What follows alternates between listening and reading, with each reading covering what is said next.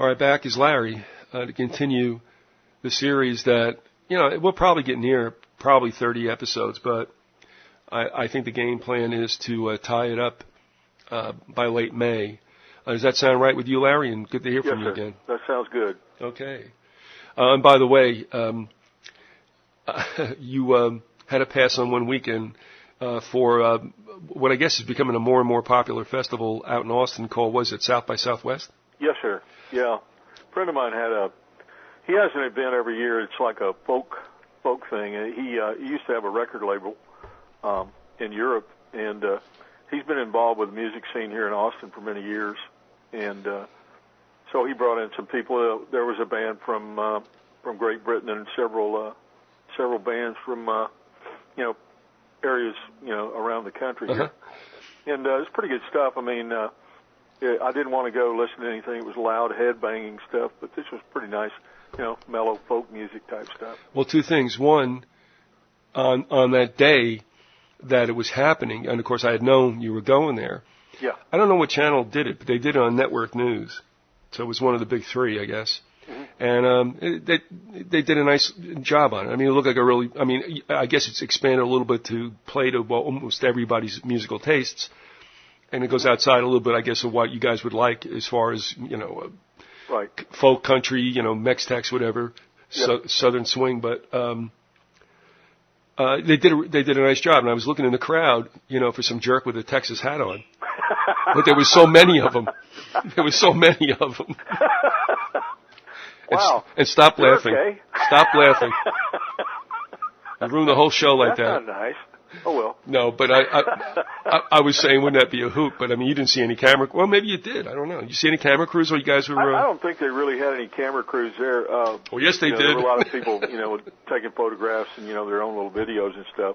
But it's pretty much a relatively kind of low-key event. That's why, like I said, it's held at Threadgill's, which is a restaurant here in Austin.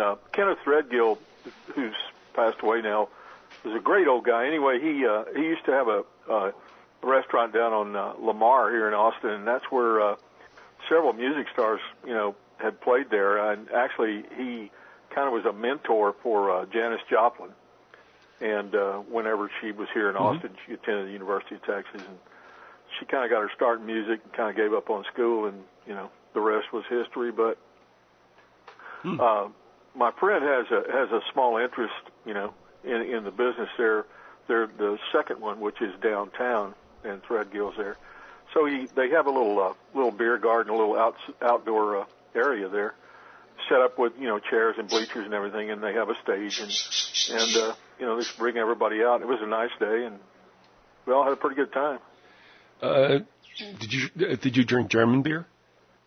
Yeah, well, I really wasn't drinking beer outside. I drank a couple inside. I don't really like to drink beer in the sun.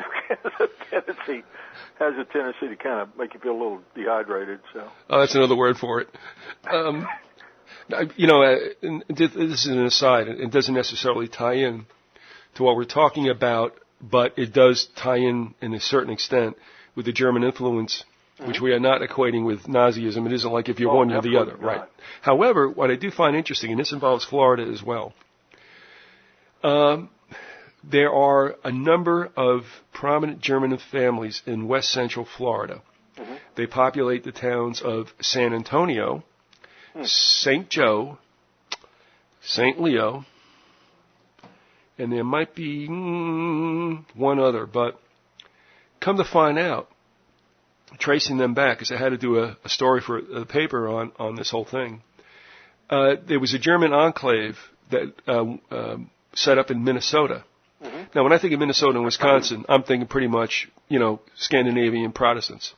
Mm-hmm. But there was also a very prominent German presence there, and also Catholic, because we got to remember that the French Catholic priests that came out of Quebec went into Michigan and Illinois and Wisconsin and Minnesota, dating back to the years of like LaSalle, right? Mm-hmm. Anyway, the enclave from Minnesota had two kind of like, what do you want to call them, forks.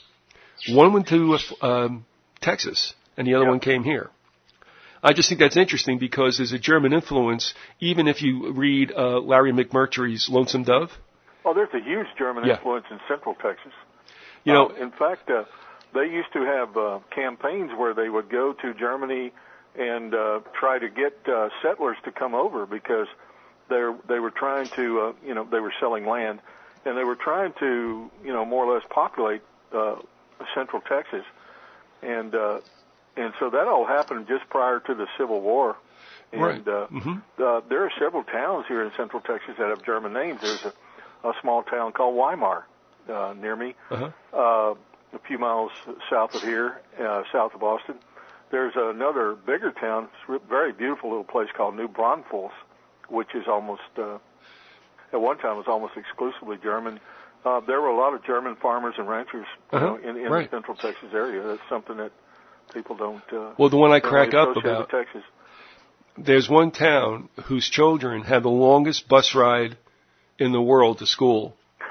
And if you think back down to the Big Bend area, Alpine. Yeah. Alpine. Yeah. The kids got to ride like 100 miles to go to school. I'm like, are you serious? Yeah, it's got to be a little bit tough. And one other thing that's interesting also, and this goes back perhaps to whatever came out of some kind of alliance, not that strong perhaps, but we go back to the German-Mexican thing. Mm-hmm. And actually that underlies the whole Zimmerman note, if you recall that. Yeah. With Germany saying, look, if you pitch in on our side in World War I, we'll help you out. But also, that was evident in something that I thought was a real anomaly when I first encountered it. And it was embodied by Linda Ronstadt having a lineage that was Mexican-German. Mm-hmm. I mean, Ronstadt. But she looks... Oh, yeah, she definitely has a German last name. But I mean, the combination, it just doesn't, you know what I mean? It doesn't, how did that happen? But, again, she lived in Arizona. Well, her dad saw her mother and... Nice call. But, by the way, you ever see Ronstadt's high school picture? What's that? Ronstadt's high school picture? Yeah. Have you ever seen it? No. No, I know you haven't. Ooh. Let's just say that was the moth stage. Or the caterpillar stage. She was on a butterfly. I remember doing the early days when she was with the Stone Ponies, if you remember that. That was of course, 66. That was the first big hit. She was hot, man. She was just a really hot chick. But, stop. All right, stop right there. That's just me. No, when she wore the Cub Scout uniform. The fire hose. She wore the Cub Scout uniform. You remember that? What's that? She wore the Cub Scout uniform on one album. It was like, oh, please, Linda, don't do that. Not in wearing Catholic school. That's a little bit strange, but yeah. Anyway, that whole German influence, and the other thing I thought strange was that German Catholics, because I always equate them with being Protestant, but that is not necessarily the case. That there was a huge, in fact, let's put it this way: Germany was Catholic before Luther came around. Oh yeah, sure. Germany was, I guess that probably the percentages were like maybe 55-60% Protestant, and 45% Catholic. I mean, there's a very large Catholic population in Germany. Are you a part German at all? No. Okay, you're British, right? Most of my ancestry is English and Irish. Almost all of it. That's why Liam writes to you all the time. Yeah, I like Liam. I like the Irish, And I told him one time, that every St. Patrick's Day, I get drunk and fight with myself. That's right. Well, whereas Tom Waits used to say, I gets myself drunk and then I takes myself up and takes advantage of myself. All right. Enough of small talk.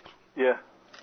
All right. When we last left Larry, where do you want to pick up? Or I think you had said, and I said it would be a good teaser for this show, and that is assassinations. Yes. Basically, I wanted to talk about assassination and how the assassinations in the 1960s and since, which happened in America, are really related to and date back to the time of the Weimar Republic. And so that's really where I want to get started. Now, I'm going to use one author here that I know you're not fond of, but is John Judge. But at one time, John Judge, way back when he wrote this, when he gave this speech, was in the early 80s. He's a good JFK researcher. Yeah, he was. He really was. I know. And that's what this talk was about. It's titled "Assassination as a Tool of Fascism." And I'll get started here. And this is John Judge. Now, if you go back to the period at the end of the Weimar Republic in the late 20s and early 30s, before Hitler rose to power, you'll find a pattern of political assassinations. It's depicted, interestingly, in Ingmar Bergman's probably least distributed film, The Serpent's Egg. And the people that begin to die are the labor leaders, the political activists, the musicians, the people who might have an effective public voice and might stand against the fascism begin to die in large numbers. They couldn't, he was talking about the police here, and the German police admitted that these were political assassinations. But they said they couldn't solve them. They couldn't make the historical link to what was happening. Or they could, but they were paid not to, like many of the investigations that we now have in this country. They couldn't solve those murders. They couldn't hook them up to the most obvious suspects, which were the members of the Freikorps from World War I, the trained and paid assassins from that period who were helping to pave the way for Hitler and for the end of the political opposition there. The idea of political assassinations and their origins really go back to 1918. Not that no one was killed earlier. I certainly don't suggest that. But in terms of what we're dealing with in the current period, most of this is a reaction to that revolution, to that change of power there in Russia and in some of the other countries in that period of time in the early 1900s. And in response to that were monarchists. There were industrialists. There were people that owned a tremendous amount of wealth, both here in the United States and in the industrialized countries in Europe, who had a vested interest in reversing that. And they had societies. They had groups that they formed. One of them was the Solidarists, made up of a link between the emerging fascists and the neo-Nazis. Another core of reactionaries existed within the Vatican and the Roman Catholic Church. Opus Dei, the work of God, was newly emerging on that scale. And then there another group that has been known as the Knights Hospitallers, that were the military arm of the church during the Crusades, who became the Knights of Malta. And these were lay aristocracies within the church, people that still believed that there shouldn't have been a counter-reformation, that thought that the Inquisition should have been continued, people that used flagellation and hair shirts for prayer, people sort of like the Christian right. Elements of the state and elements of the rich and the monarchies that still existed formed a bond of interest. And in large part, one of the motivating people who went around and collected their monies and their energies in order to reverse the revolutionary change in Russia was Herbert Hoover, who spent actually more time in Europe than he did in the United States. He was also later responsible for the formation of ideas that led to the National Security Council and the National Security State. And part of what happened was that the Romanov treasury, which was stolen and secreted out of the country, was then turned around, along with money collected by Hoover and these monarchists and others, to finance the rearmament of Germany secretly from 1918 to 1932. And it's that rearmament that then gave them the impetus to set up a drive to essentially get back the Soviet Union. And only because that drive was defeated at tremendous human cost, about 20 million lives in Russia and those countries. Some of the worst killing went on there, and the civilians also, but tremendous cost. They were militarily stopped in 1943. There were divisions within the class as to how much money would have to be expended on the fascists. There were others there who supported them, but it was time to regroup. It was time to back off a little, to try to get what they had together. The resources were more or less expended in the effort to set up a permanent war economy, which Charles Wilson from General Electric talked about, and to go into what they called the Cold War, a low-intensity warfare and genocide against Third World people, while they continued to build the empire and maintain the hegemony, and to reestablish the Fourth Reich, the fascism, not only here in the United States, but throughout the world. And part of that involved moving these Nazis all over the world. Many of those scientists, many of the munitions and aerospace experts, many of the spies, about 300 of them, in fact, under General Reinhard Gehlen, who had headed up Hitler's intelligence network for the East and the Soviet Union, were brought from 1943 up until even more recently in the present day into the United States and into other countries around the world, South Africa included. But the fascism was an indigenous problem in many, many countries. It didn't just exist in Nazi Germany. There were groups of fascists that the Nazis were able to use in many countries as collaborationist governments.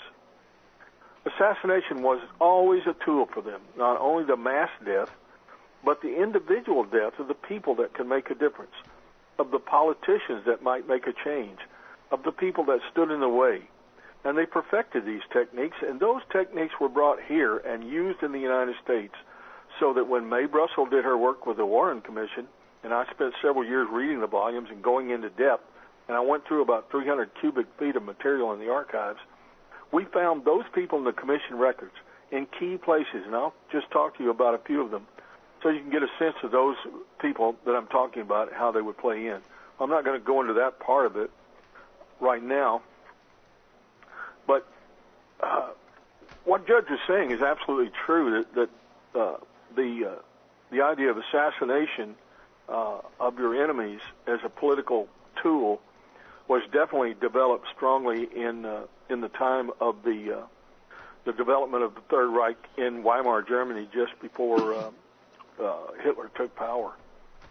I have a couple of things I'd like to read here, a couple of different articles and excerpts from them. One is from a book called 1,000-Year Conspiracy, Secret Germany Behind the Mask. This is by Paul Winkler, and it was written during World War II. It's a very good book. What he talks about here is an organization that dates back into antiquity in Germany.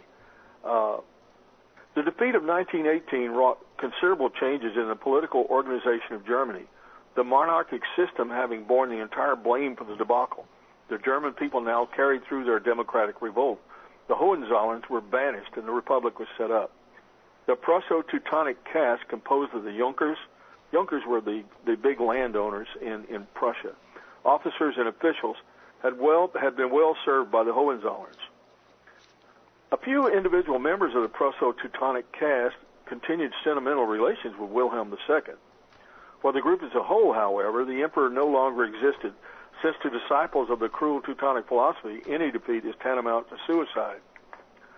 Sacrifice of the Hohenzollerns seemed to appease the wrath of the world, so that the Prusso-Teutonic clique was able to reorganize its forces quietly and prepare to resume control of the affairs of Germany. It was concerned first of all with terrorizing those unfortunates who had after the defeat of 1918, the unhappy idea of introducing a democratic regime and spirit into Germany. It was also necessary to eliminate the leaders of the democratic parties. Could the rightist parties, many of whose members were faithful servants of the Prusso-Teutonic forces, no longer be useful in the Reichstag as in Bismarck's time? Granted, but what difference would this make?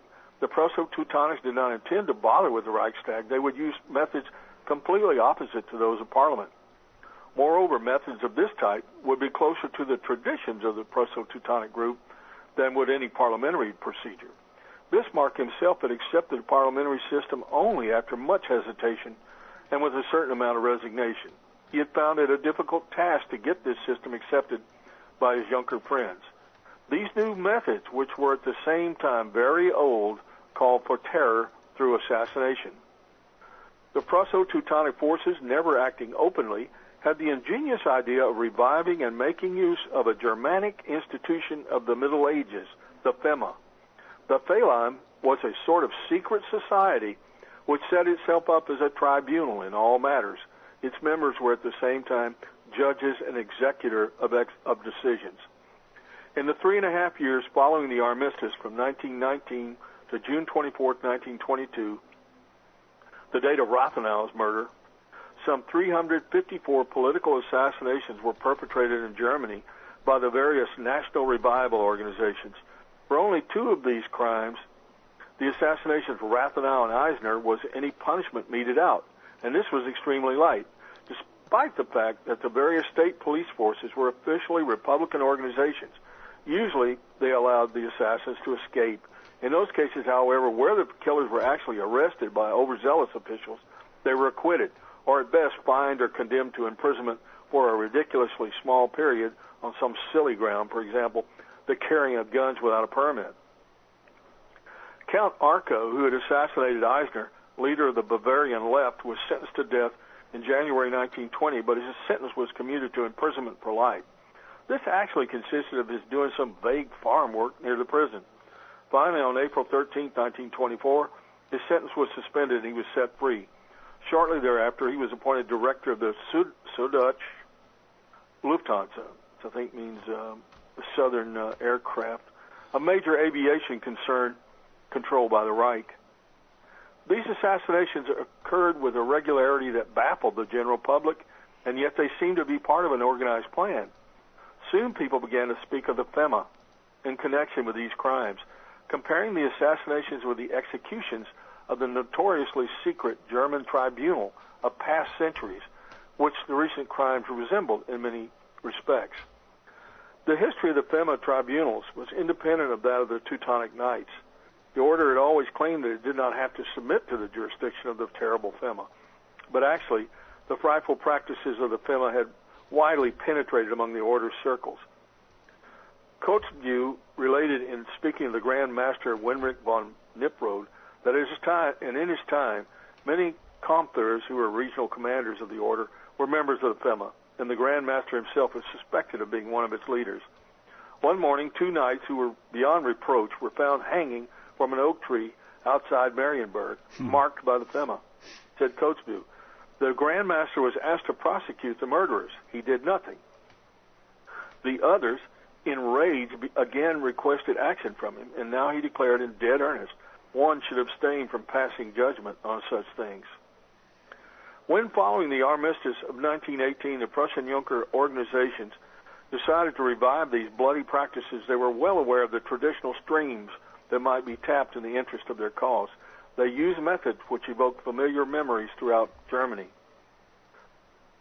What were these notorious traditions of the FEMA? They were founded on the old German law, giving all manorial lords the right to judge freely over their serfs. This practice was maintained particularly in Westphalia. In a later undetermined period, it gave rise to the secret tribunal of the Holy FEMA, a tribunal which meted out but a single kind of punishment, the death sentence. The feline originated from pre-Christian pagan moral conception, despite the fact that it claimed to be Christian. This institution served no more of a religious purpose than did the Teutonic Order, despite the religious facade which both organizations had found useful at their inception. At the time of their foundation, all institutions had to be Christian. The FEMA represented a revolt of Teutonic law against prevailing Roman law, which latter was the basic code of the official German tribunals. The existence of the FEMA was known, but its operations were secret. The FEMA soon became simply a means of terror against all individuals who might be in personal conflict with members of this powerful secret organization. The Christian appearance it assumed was but a cloak, and moreover, in no other Christian country was there a similar organization. The FEMA was a purely German conception, and the morality underlying its judgments was a Teutonic morality in direct contradiction to the principles and customs of Christianity. Fundamentally, therefore, we witnessed the clash of two opposing civilizations, and it was our fond illusion that one of these ceased to exist in the far distant past.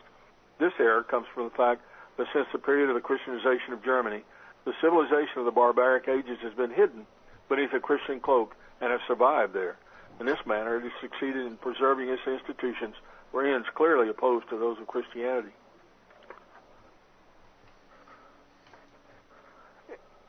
In any case, it is curious to note this fact that concerning the alliance between the Junkers and the heads of Westphalian heavy industry, these two groups are present-day descendants of men who participated in the two German institutions whose traditions most directly oppose Western civilization, the Teutonic Order and the FEMA.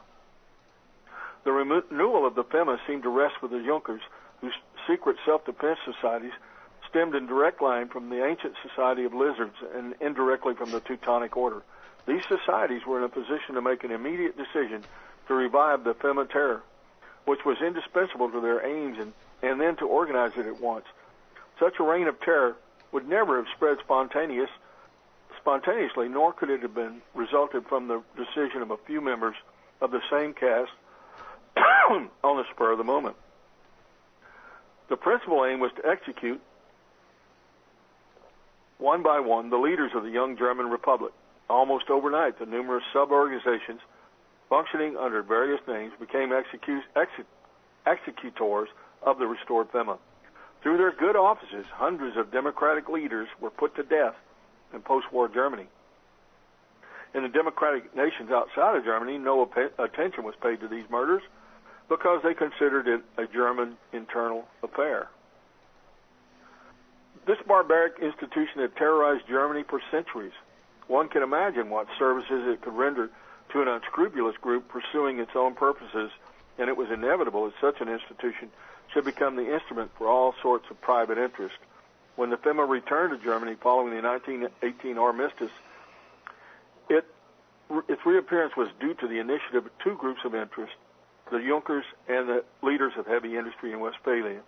In any event, every clue to the crimes of the revived FEMA uncovered by German tribunals or contemporary newspapers and their exposures led directly either to the Junkers or to heavy industry. Financing of the organizations responsible for the FEMA crimes came from one or the other of these groups.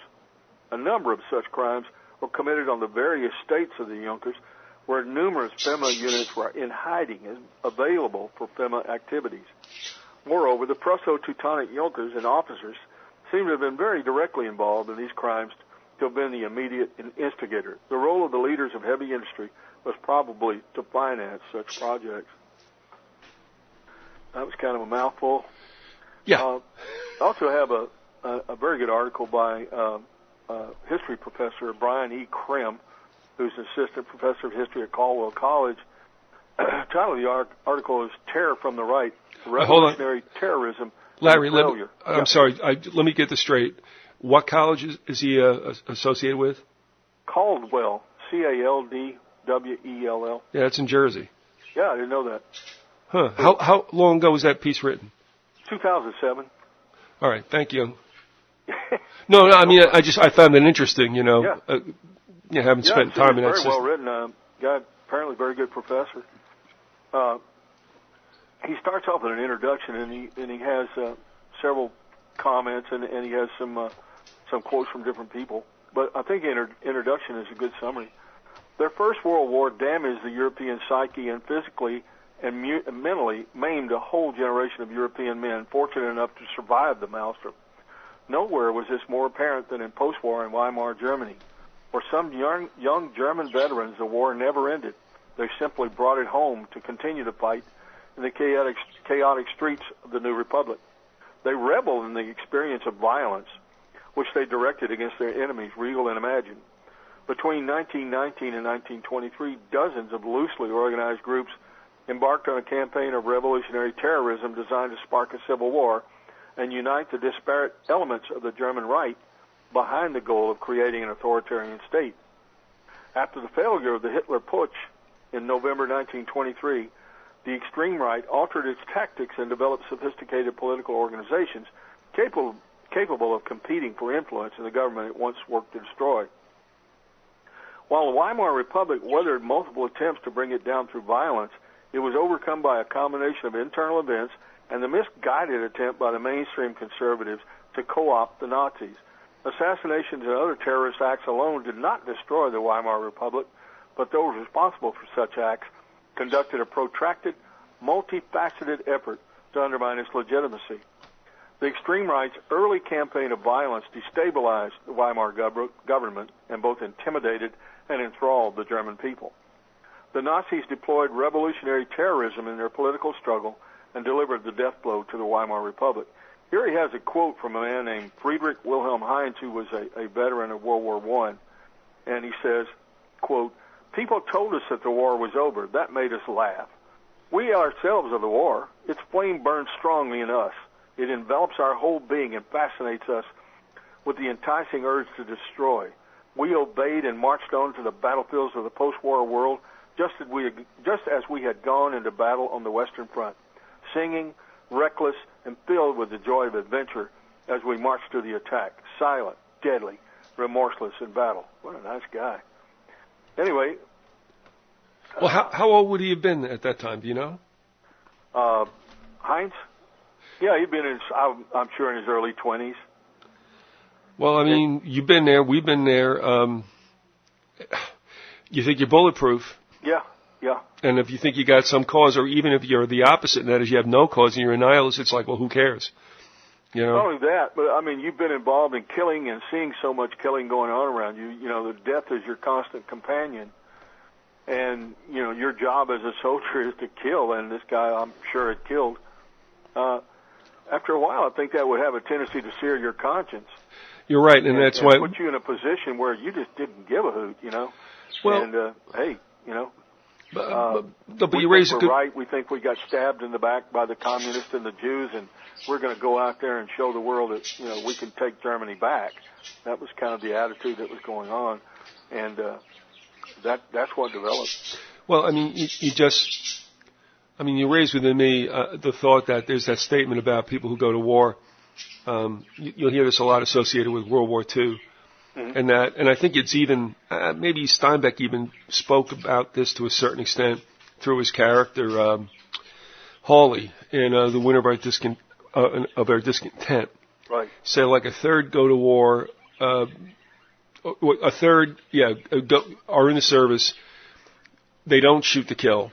A second shoot to kill because they have to. And the other third shoot to kill because they like it.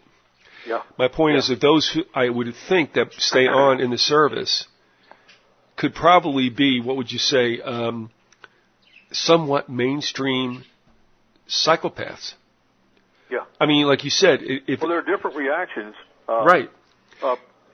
Professor Krim here talks about that. I'll read this just very briefly. Okay. Competing with the sentimental pacifism of Erich Maria Remarque and his All Quiet on the Western Front were a flood of memoirs and war fiction from veterans who gloried in the experience of total war and found it something liberating. Ernst Junger, a right-wing luminary and hardened veteran, declared the triumph of the new men, the running, battle-tested men who are ruthless to themselves and others.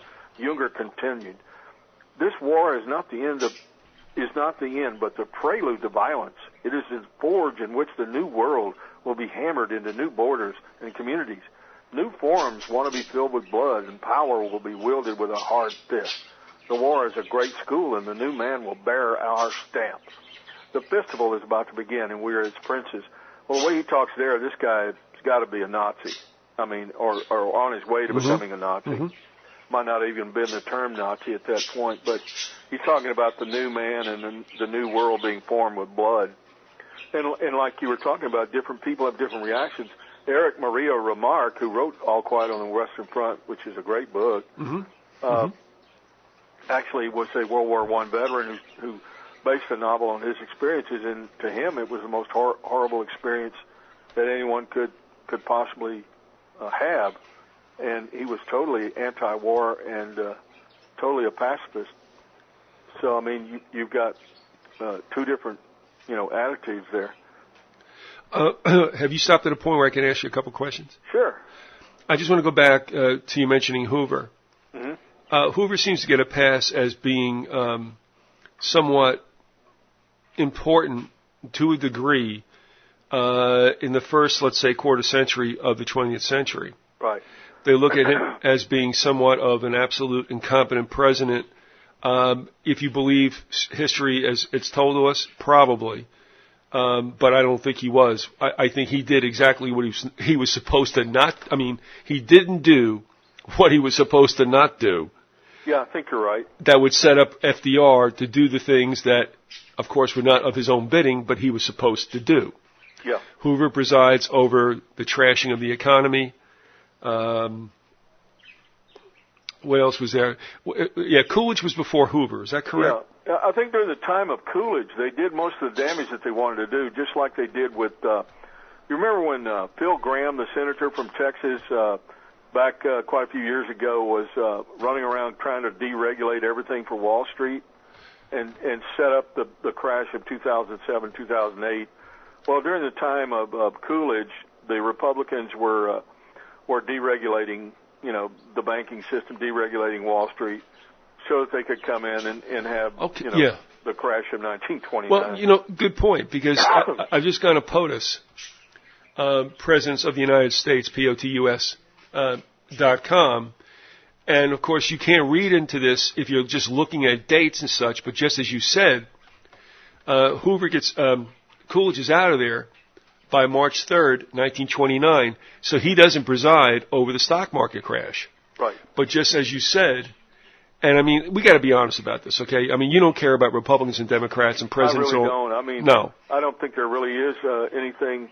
I mean, there is no longer a real, if there ever was, there is no longer a real political party. There's only one party now.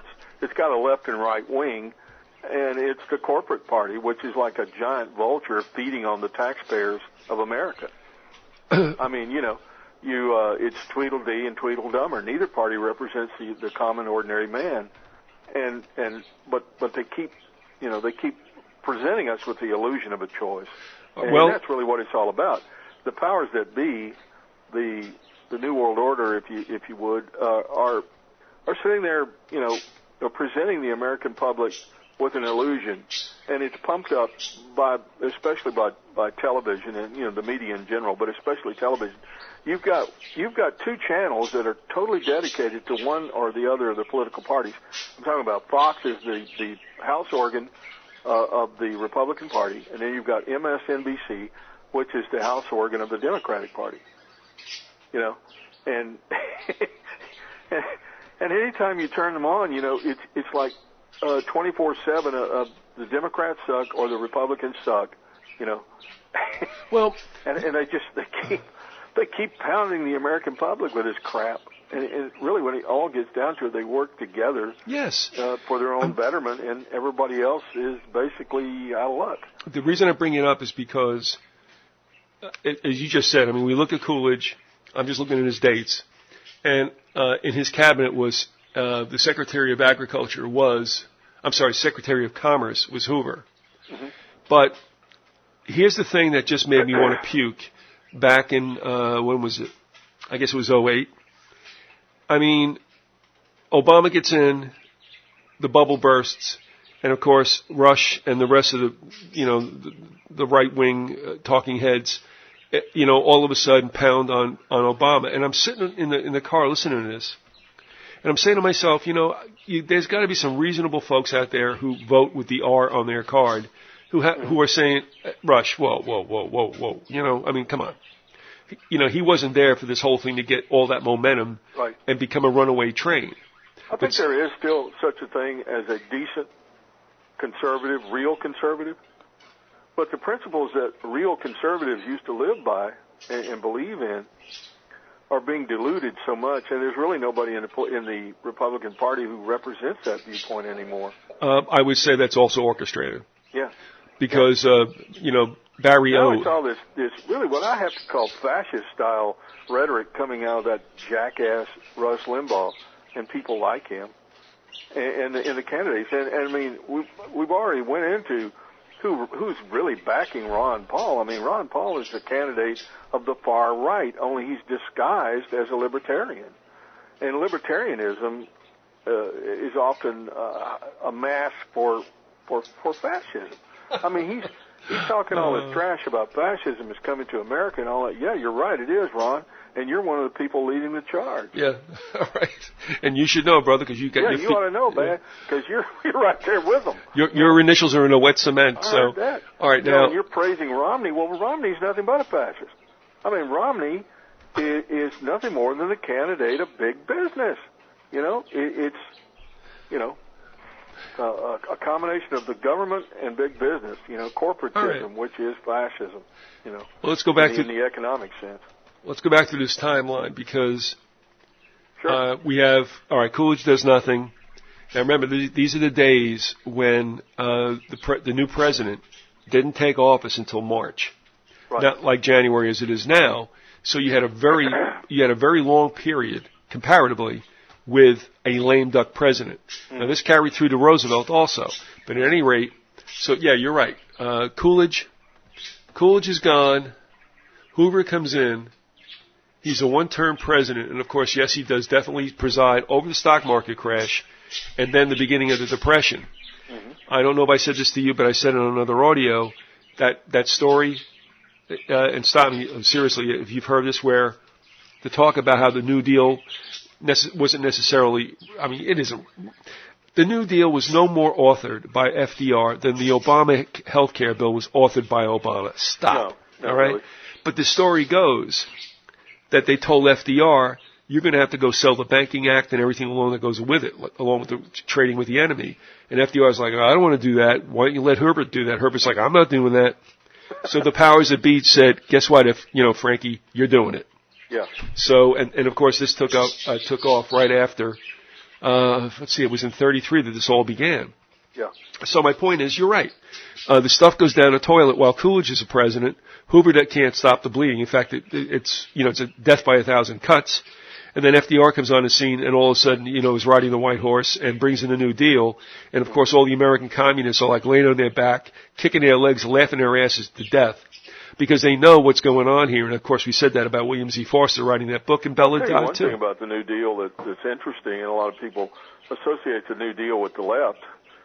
It's really not the left. I mean, it's the socialist part of the right.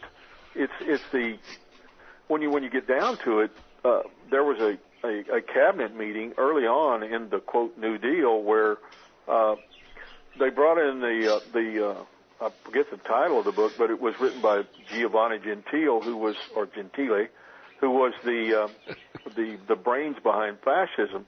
And it was a book which explained, the different machinations that they did in the economy, in the planned economy.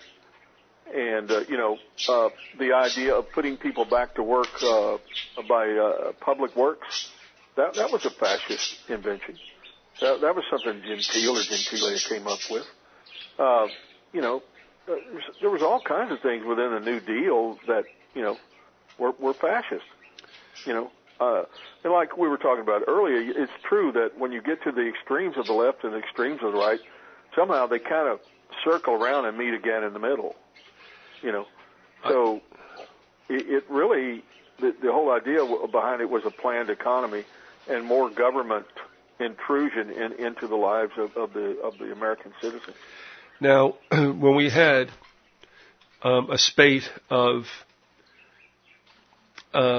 state-oriented control, it was because it was supposedly the antidote to terrorism. So, of course, whatever happened under Shrub Bush, he could point to 2001 as being the problem, and everybody backs away.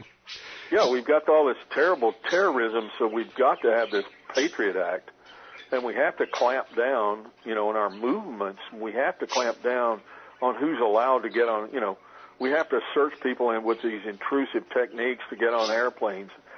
And, and we have to have this homeland security. We have to ratchet up the police state because we've got all these terrorists. Hitler used the same thing, the Reichstag fire. I mean, after the Reichstag fire, they came up with the Enabling Act, which was basically the same thing as the Patriot Act, only maybe a little less intrusive. So that doesn't make you a little scared. But the formula has always been that if the Republicans impose what I would call state-led, totalitarian, tainted or tinted legislation, it's okay because we had this terrorist event, so man, we got to take care of this. Right. The way I've always looked at it is they have a use for both parties. Whenever they want to steal all your money and ratchet up the police state, to put in the Republicans. Whenever they want to get you into a war, they put in the Democrats. And I think that tells you what I think is going to happen in the second part of the Obama administration. Well, now, here's another interesting thing also.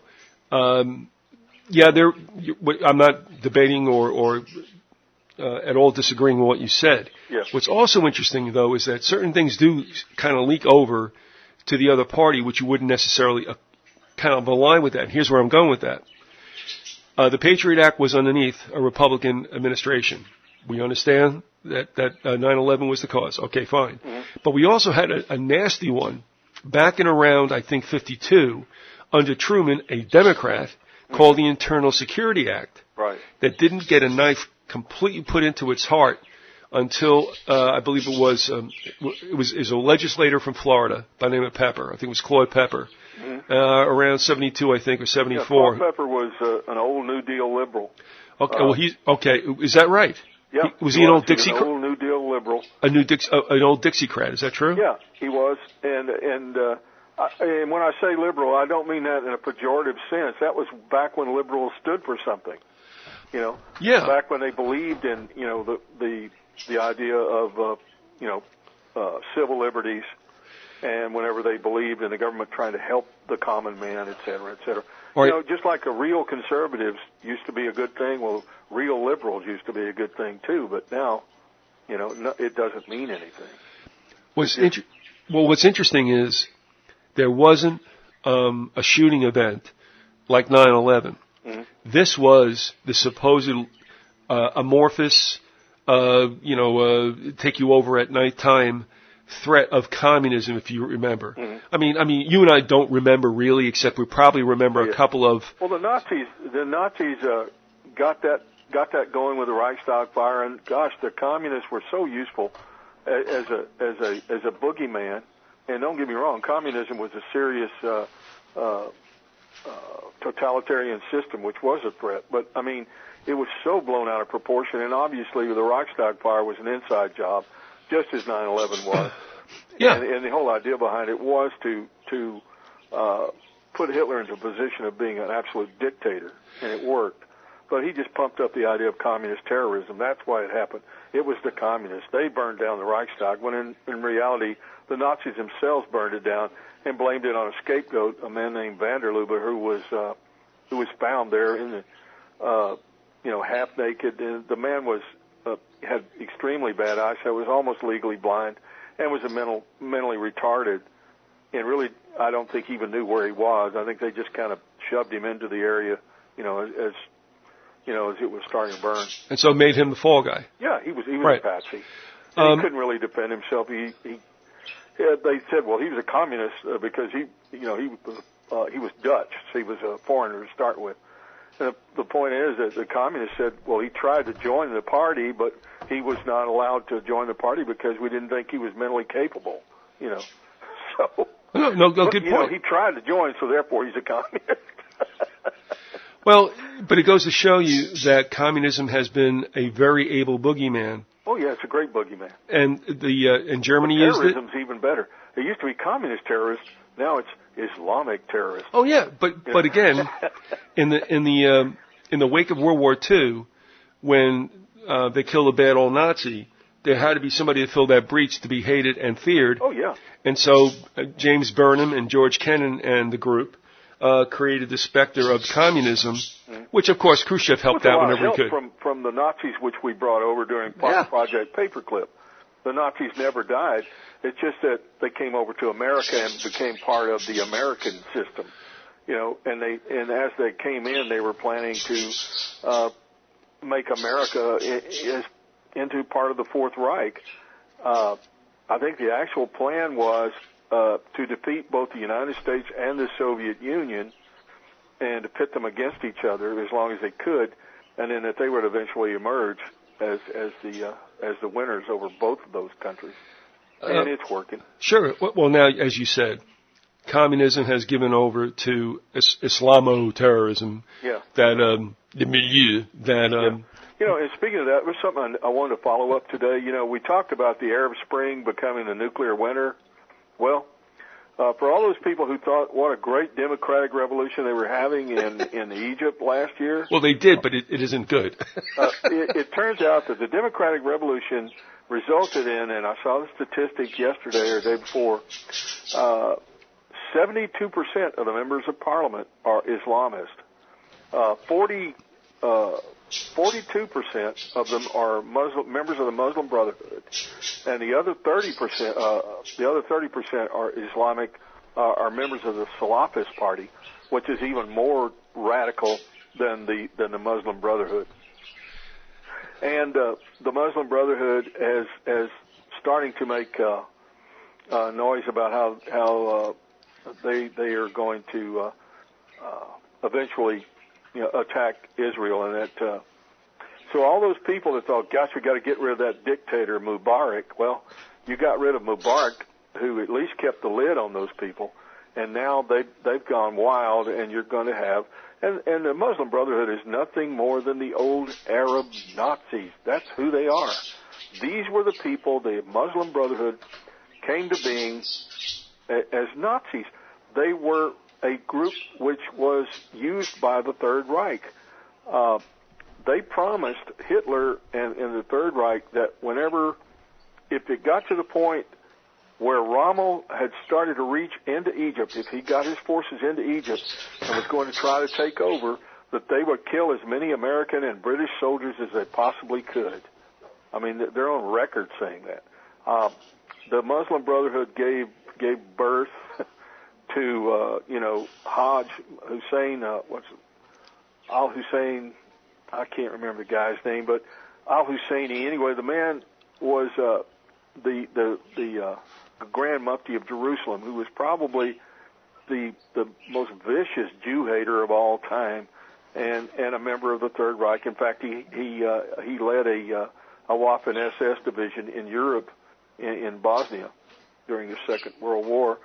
And I mean, the Muslim Brotherhood, has a long track record of being Nazi. I mean, they're extreme right, they're extreme fascist, just with an Islamic twist, and they are going to implement Sharia law in Egypt, and it's just going to ratchet up the pressure. So that's how much good that did as far as the Arab Spring. No, that was just a regime change. Yeah. That everybody thought was going to be good. And the reason I said that thing about democracy, and we've had these discussions, and that is even one of the biggest patriot myths is that democracy is a good thing. It's not. It was portrayed as a good thing. We were told it was a good thing. Mm-hmm. But if you go back to Plato's taxonomy, I mean, democracy out of the 4 forms of government is number 3, only to be followed by tyranny. Yeah. Well, down through history, every republic's been followed up by a dictatorship. But I mean, even an empire. And I don't mean to sell this to you now during your time, but I mean, what I started to realize about democracy, it's that the majority rules. Well, you can change that to majority with the mob word, and the reason I say that. Let me get. I don't want to affix that to you. Here's my point: if you can propagandize the majority. Whether it's a mob-like element or not, and usually it is. I mean, that's where they get to. My point is, you've got everybody you need. All you have to do is propagandize the masses, and you got it. Right. You can sell anything you want to, though they think they decided it, and that's what happened here in the United States. And that's why the use of mass propaganda with people like Bernays, they perfected techniques a long time ago. I mean, let's face the facts. The powers that be, the oligarchy that really runs this country, which is in fact an oligarchy because it's generational. Of course it is. And they perfected a technique. They knew they could do whatever they wanted and steer the government of this country any way they wanted, as long as they could control the media. And they bought up all the newspapers back in the 19th century. And in the 20th century, they bought up all the radio stations and the television stations or television networks, and they pretty much have steered the American public any way they want it steered.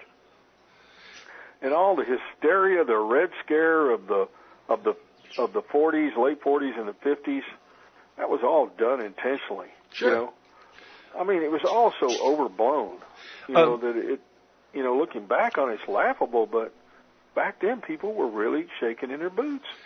Larry, I don't know if you remember this or not. I do. Okay, now, I'm just going to take you back because it was downright frightening for a grammar school kid as I was. Mm-hmm. I'll say I was 8 or 9. Mm-hmm. And I don't know if you remember this or not, because it depends on what kind of show it was in your own local area or whatever. But, being in the New York metropolitan area, you got like a lot of stuff that perhaps a lot of people didn't see. Or be that as it may. But they would portray, the hammer and sickle. Mm-hmm. If you remember this in black and white, like almost Pathé newsreel stuff, as pouring over as a shadow across Europe and across the Atlantic. Yeah. Do you remember that stuff, man? Yeah, I remember that crap. That got me a little bit worked up. Yeah. And then what they would do is, and of course, like, here's what I'm saying, good old Nikita, they cut to Nikita banging his shoe at the UN. Remember that stuff? Yeah, that fool fed right into that. I mean, he knew exactly what he was doing. Yeah. I remember And he was such an ugly mother. I mean, he was such a sinister-looking character. He looked like, the communist dictator from hell, The funny thing about that is Nikita had a wife that looked just like him. Oh, my God. I mean, they both look like refrigerators with heads. I've seen his son. I don't know how many kids he had, but he had one son who apparently was part of the government in Russia, in the Soviet Union at one time, and is, I guess, a writer or something. Yeah, he is. He's a pretty glib guy, yeah. Mm-hmm. Yeah, he was talking about his dad and, and the things that happened back then. It's kind of interesting, but... Well, you don't know how much you can take seriously, but at least it was pretty interesting, the stuff he put out. You're absolutely right. I remember when it was out there. Yeah. But to just sum up with all this, my point was underneath a Democrat, you had the Internal Security Act, also called the McCarran Act. This was born out of an era of fear and the Russians. And it came out of a democratic regime. And they let that thing sit for almost 20 years. And it was never enforced, which was a good thing. Mm-hmm. But I'll be honest with you, when am I not honest with you? I mean, it made the Patriot Act look like, I don't know, Grimm's fairy tales. I've never read the McCarran Act. It's probably awfully long to read anyway. I know I haven't read the Patriot Act except the selected portions that, people like to bring up.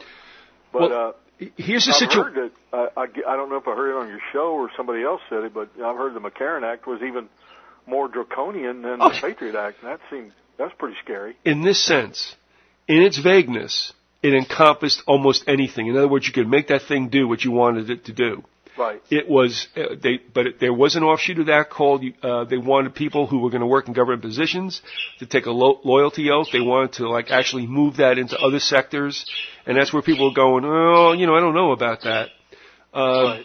But it was so expansive and so broad and so vague that you can make that dog do whatever you wanted it to do. And that's where it was dangerous. Thank goodness it got put into a grave by Pepper back in 72, really never used. And I think you'll agree with me on this. I mean, when I look back at what we read every day, what we watched on TV every day, and I'm talking about a period between, say, 67 through 71, I mean, honest to goodness, it makes what's going on today look like child's play. Yeah. I mean, I'm not saying I wish that would come back this is good what's happening now. But I tell you, it can get weird, and it's going to get weirder than what we went through. Mm-hmm. But I tell you, Larry, there's times when I'm like, this world is totally unhinged. Gravity doesn't work. I can't take anything at all as the truth.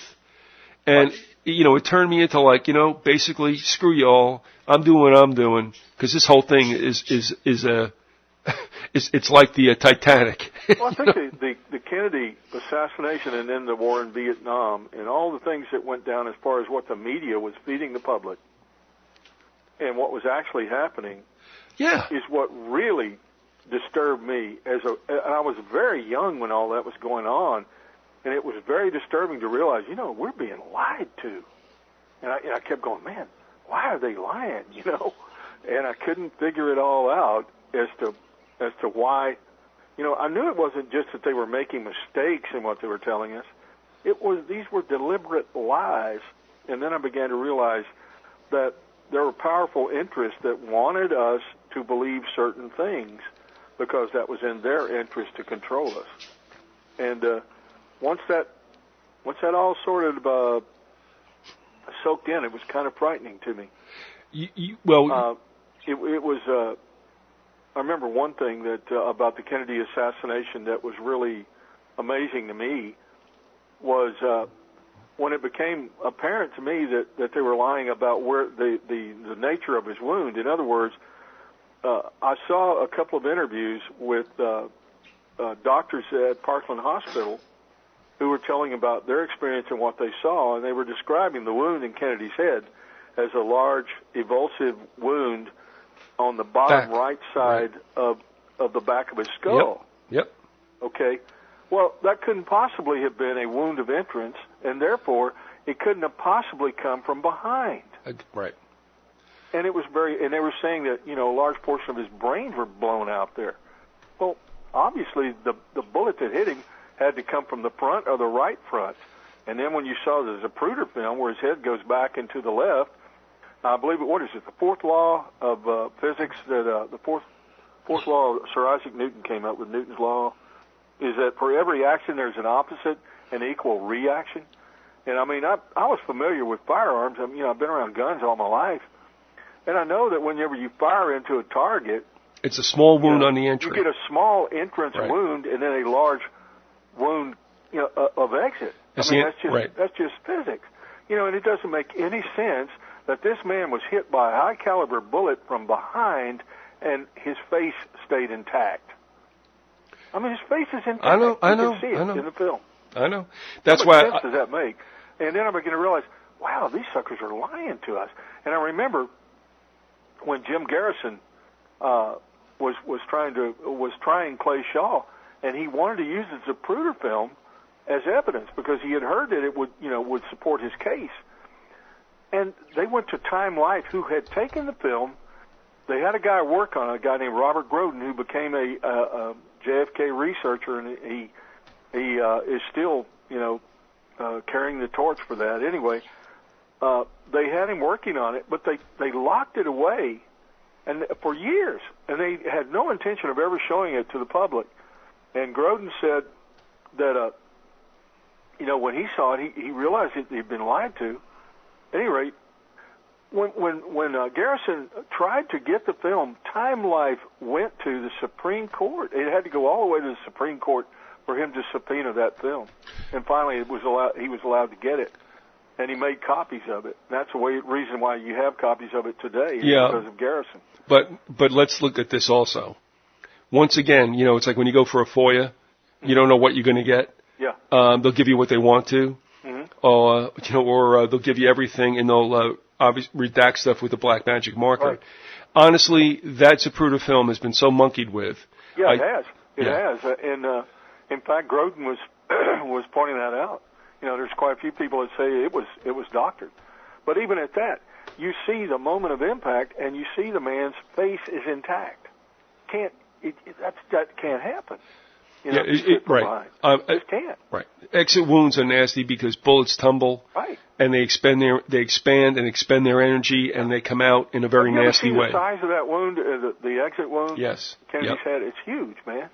Yep. And it had to come from the front or the front right, which would be the area of the grassy knoll.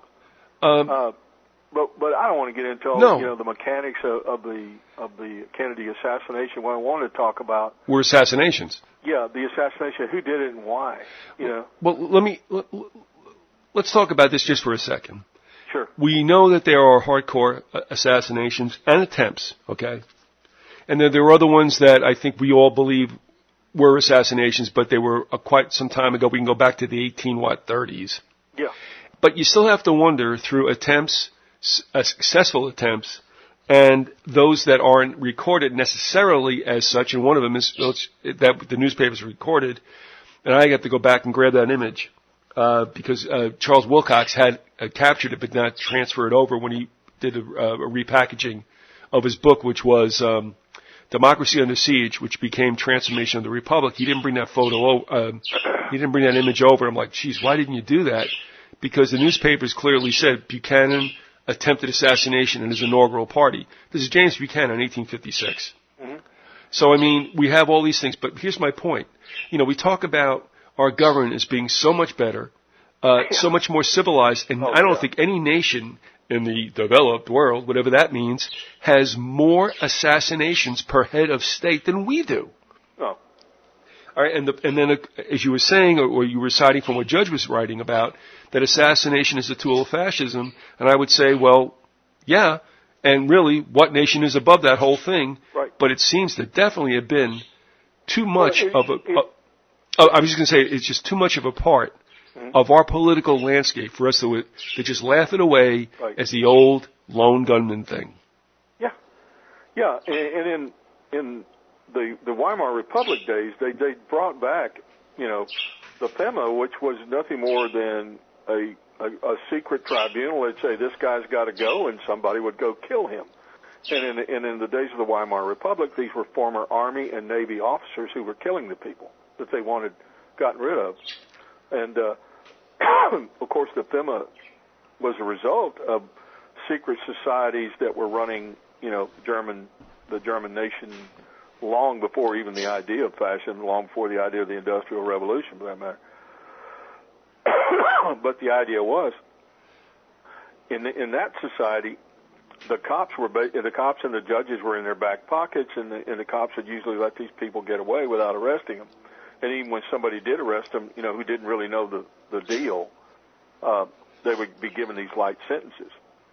Here in America, it's being done differently, but it's basically being done by people who are the spawn of the Third Reich, so to speak. There's a great deal of Nazi connections there are definite Nazi connections to the assassinations of John Kennedy, RFK, and MLK. I'll talk about as we go on. Also, we have to think, I'll just throw this out there. Bremer? Yeah. On Bremer. George Wallace? Yeah. And, real quick, I don't know where you want to... Are you going to go and deal with particular assassinations? How are you going to handle this for the rest of this particular audio? For this audio, I just wanted to talk about the Kennedy assassination. Okay, all right. There's so much material and so many issues and avenues you could go down that I had to narrow it down, somewhat. I thought what I would talk about in this one was, the Weimar Republic, how it all got started, and then talk about the Nazi connections to the Kennedy assassination. And all then in the next episode, we could talk about RFK, MLK, and even Bremer and Wallace, but the reason I picked the JFK assassination is it was the first major one that was, of all time, the most terrific, shock to the nation. And I think that it put us on we had a lot of problems prior to his assassination, but that assassination just derailed any hope for this country to continue to be any type of republic. All right, before I throw it back to you and let you go through this, sure. Let me just ask you this, okay? This is my particular feeling, because I've been thinking about this, since we talked, and also when I started doing this thing while we slept, just telling folks how I finally got to the point that I did. Yeah. And you and I both lived in an era which was very bizarre, mm-hmm. because, I actually saw a murder on TV. I saw the same thing, and I was sitting there with my father, just like you. Yeah, and then we go through high school, and there's another two. Oh yeah. I was in college when those two took place. I was 19 when that happened. Yeah. But here's what I wanted to say.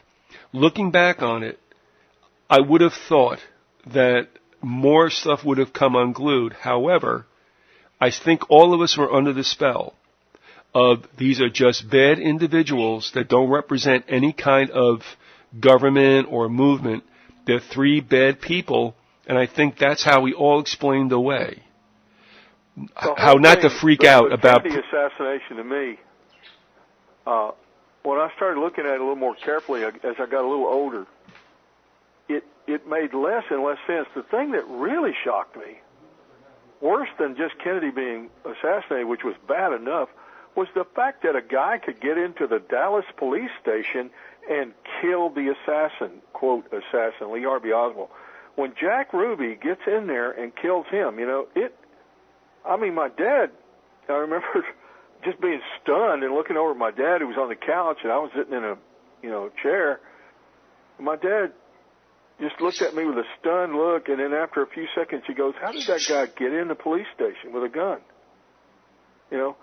My dad was always a very matter-of-fact guy, very logical. And he just looked at that like, that makes no sense at all, We were just like, what is going on in this? It was like all the rules are out, give me a break. And another thing that when we started talking about it, he was going, those two cops brought him out. He said they had him in a position where he couldn't escape the guy. He couldn't escape getting shot.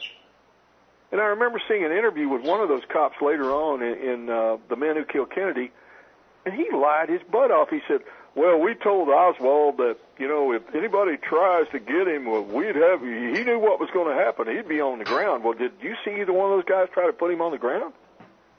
No. Heck no. They held him up, man. It was almost like they held him up like, okay, Jack, hurry up, Jack. I know, they spread him out, yeah. Yeah, there's no way. Both these guys were like probably over 200 pounds. Oswald was a small guy. There's no way he could wrestle free from a man on either side of him holding him up like that. You could tell Oswald was trying to get, you could see he was freaking out, knowing the guy was going to kill him. He knew Ruby. He knew what Ruby was going to do. Okay, really, the assassination of John F. Kennedy had roots in the Nazis. It had Nazi connections, and I wanted to go into that. And one of the people who did some of the best work ever done on the Kennedy assassination was a lady named Mae Brussel, who was a housewife who started to do research on it and became a political commentator. At any rate, she wrote an essay back in 1983 called "The Nazi Connection to the John F. Kennedy Assassination," and she starts off talking about one of the principal characters who had a connection to it, who was General Reinhard Gehlen, and we talked about who Gehlen was. Said in the eyes of the CIA, Reinhard Gehlen was an asset of staggering potential. He was a professional spy master, violently anti-communist, and best of all, the controller of a vast underground network still in place inside Russian frontiers. His checkered past mattered not. He's on our side, and that's all that matters, chuckled Alan Dulles, a U.S. intelligence officer during the war who later headed the CIA. I got one question real quick. Sure. You just made me think. Okay. If some of these Nazis that were trying to ingratiate themselves into the American system or were just blatantly being assimilated, did one of the things that got them there just the fact that they were, quote, anti-communists? Well, the main thing was, yeah, they were anti-communist. That's very important. All Nazis were anti-communist. But the main thing that got Reinhard Gehlen there was that he had a whole network. He was head of the espionage of the Eastern Front. He was the spy master on the Eastern Front. So he was the guy who was directly working a spy network within the Soviet Union. So he would be very useful to the CIA. All right. So the answer would be it would make it a lot slipperier. Oh man, easier. To get these people past some who might have questions if you say, oh man, the guy's a staunch anti-communist. Come on now, we got to have this guy. Yeah. All right. Okay. Yeah. Okay. The deal Gehlen struck with the Americans was not for obvious reasons released to the Washington Post. As Heinz Hohn and Hermann Zolling phrased it in The General Was a Spy, the German general took his entire apparatus, unpurged and without interruption, into the service of the American superpower. There is no evidence that he ever renounced the Third Reich's post-war plan, advanced by his own family's publishing house, to colonize vast regions of eastern Russia, create a huge famine for 40 million, and treat the remaining 50 million racially, quote, racially inferior Slavs as slaves. Alan Dulles may not have invited such a man to his club, but he did the next best thing. He funneled an aggregate $200 million in CIA funds to the Gehlen organization as it became known. Directing operation from a fortress-like nerve center in Bavaria, Gehlen reactivated his network inside Russia. Soon, news of the first Russian jet fighter, the MiG-15, was channeled back to the West. In 1949, the general scored an espionage coup when he turned up Soviet plans for the remilitarization of East Germany. When Dulles spoke, Gehlen listened. The CIA chief was convinced, along with his brother, Secretary of State John Foster Dulles, that the captive nations of the Soviet bloc would rise up if given sufficient encouragement. At his behest, Gehlen recruited and trained an exile mercenary force ready to push Russia in without involving American units. Also at Dulles' direction, Gehlen tapped the ranks of his wartime Russian collaborators for a cadre of spies to be parachuted into the Soviet Union. Some of these spies were schooled at the CIA's clandestine base at Atsugi, Japan, where in 1957 a young Marine named Lee Harvey Oswald was posted to the U-2 spy plane operation there. Atsugi was only one station on Oswald's Far East intelligence route. He was also at the U-2 base at Subic Bay in the Philippines and for a short while at Pingtung, Taiwan. In 1959, he was transferred to a Marine base at Santa Ana, California for instructions in radar surveillance. His training officer had graduated from the Georgetown School of Foreign Service, which had close agency ties. In May 1960, when President Eisenhower was planning a summit meeting with Soviet Premier Khrushchev, a U-2 was shot down over Russia and its pilot captured. The pilot, Francis Gary Powers, later blamed his demise on Lee Harvey Oswald. The U-2 affair effectively sabotaged Ike's summit meeting. Well, I've read a book by a man named Fletcher Prouty, who was the CIA's liaison with the Air Force at the time. He was a colonel in the Air Force. And wasn't Prouty supposed to be embodied in the movie JFK by Donald Sutherland's character? Yeah. It was really, it didn't happen like that, but he took poetic license or, dramatic license with that. But yes, Oliver Stone became a very good friend of Fletcher Prouty. Anyway, what Prouty says is that the U-2 was sabotaged by the CIA itself, and it wasn't actually shot down by the Russians, even though the Russians enjoyed claiming the credit. And the whole idea was to derail the summit meeting, so Ike was not going to be able to make any kind of a deal with the Soviets at that point. All right, hold it right there. First of all, I definitely believe, I think you do too, don't you, that we shot ourselves in the foot with Powers? Yeah. Secondly, I think we can admit, and this is interesting, if you can take anything from what Khrushchev said in his later days, he said, while I dealt with Eisenhower, I knew he never was the president. It was John Foster Dulles. Right. That sounds good to me. And thirdly, let's put it this way. Ike was no politician. He was beloved by the whole nation and both parties. They ran Adlai Stevenson against him twice, and he got his butt so thoroughly kicked it was embarrassing. Yeah. But my point was... Ike was such a hero because of his leadership in the Second World War.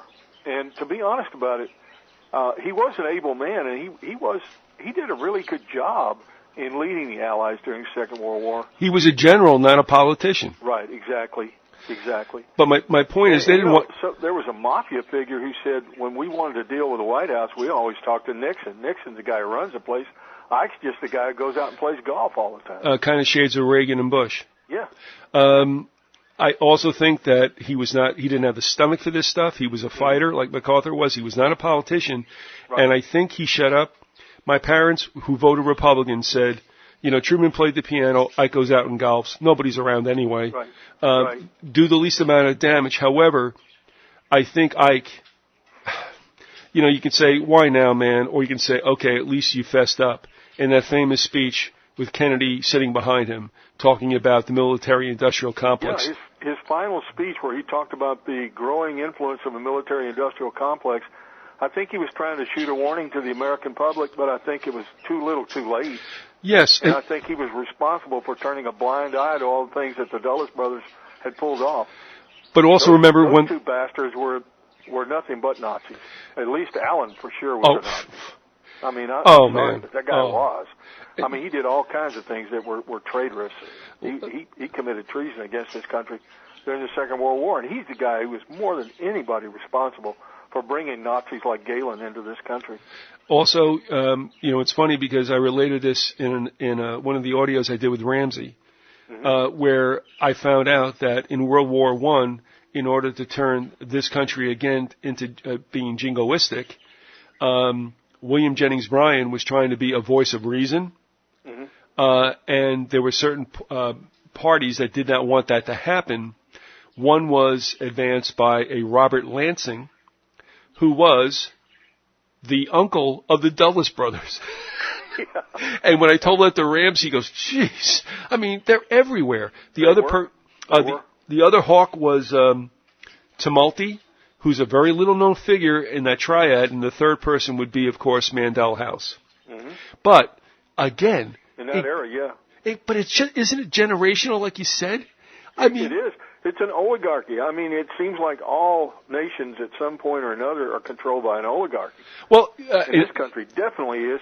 But, they're running around Yahoo for the red, white, and blue all the time, and, we are a free country, and we have democracy, and you can vote, for whoever you want. You can take Tweedledee or you can take Tweedledum, and it's like, I mean, who's kidding who, man? Well, I mean, this country is run by a powerful oligarchy of people that run the show, and the ordinary citizen doesn't have any real input.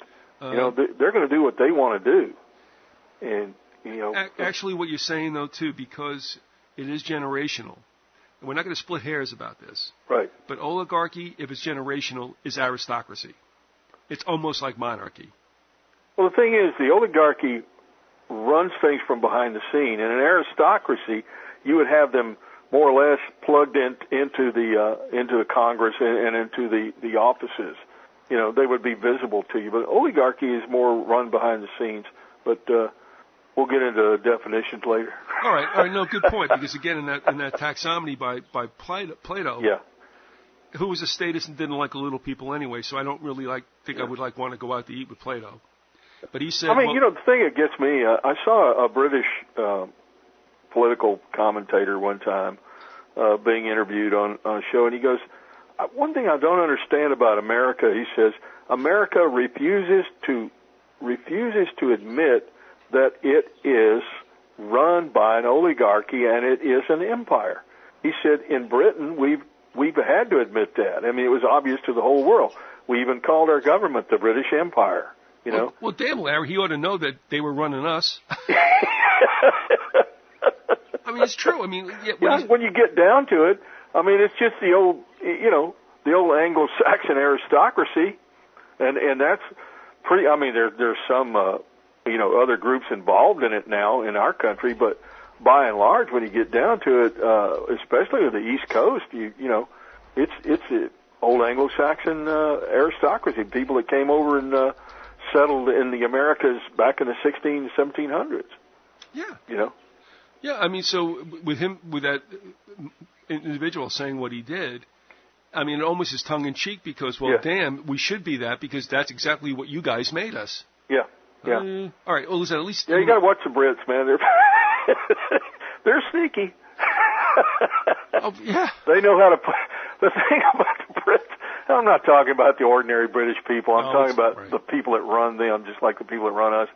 Is the way that they will pit groups against each other. They'll pit nations against each other, and do it so carefully and so quietly that it's not really understood until it's all over. But I mean, just put yourself in a position, especially out in the Midwest, because those people pretty much are willing to think for themselves, and at least in the early part of the 20th century, as you know, when there wasn't the electronic media we have now, those people kind of got it. And the thing that always struck me was that they weren't real happy about going into World War I, and especially World War II, because they're like, we got no fight, we got no dog in that fight. Mm-hmm. Why are we doing this? And I mean, I had to laugh. And they were also the ones that were pretty hip to the fact of what was going on by FDR, and although many of them may have been the recipients of the... Well, to be honest with you, not Roosevelt, but Churchill made a statement to one of his aides where he said that one day the aide was saying, I came in to speak to Mr. Churchill, and he had a big smile on his face and looked satisfied. And he said, so-and-so, I've finally come up with a reason, I finally got it going. I know what we're going to do to win the war now. And he goes, well, what is that, sir? He said, we're going to drag the United States into it. Well, he did it in the First World War, and he did it in the Second World War. No, and Ramsey and I were talking... It's not that simple. I mean, I'm sorry, but it's not that simple. But, I mean, that is part of what happened. Larry, it's that simple. But we have ties with Britain. We're always going to have ties with them. Well, and, it's going to happen. That, the aristocracies, the oligarchies that run the two countries are related by blood, and they are related, as far as their attitudes and their upbringing, etc. And that's just part of it. But I would submit that it is that easy in this sense. And again, this is something we were dealing with, Ramsey and I. And, we were just not laughing, but shaking our head in a sense about how pathetic it is to a certain degree. But the King of England, who really, the aristocracy is not dead. They're not foolish. They just sat back and realized, let them have their little social democracy thing. Okay. So we've got the Prime Minister of England. We've got the King of England understanding what was going on with the Lusitania, because Churchill is probably one of the two people who called off the naval escort for the Lusitania, which, my God, had already passed around the bottom of Ireland. I mean, they were almost some terrible things in his career. But they knew he really did. He did some good things, I guess. But I'm sorry. I mean, I have no problem with us wanting to fight the Nazis. I really don't. I mean, I think they deserve to be fought. But the problem was, we shouldn't have been pitted against them. You know? Well, no, but I mean, we're talking about World War I when it was absolutely no. Oh, yeah, I totally agree. World War I was a total washout for the United States. We were dragged into it on false pretenses. You know, with there were a lot of things going on. Now, it is true that the Germans did have an espionage ring in the United States, and it is true that the Germans were trying to foment a war between the United States and Mexico. But But the British aristocracy, whatever you want to call it, oligarchy, was really basically did help pull us into that war on their side.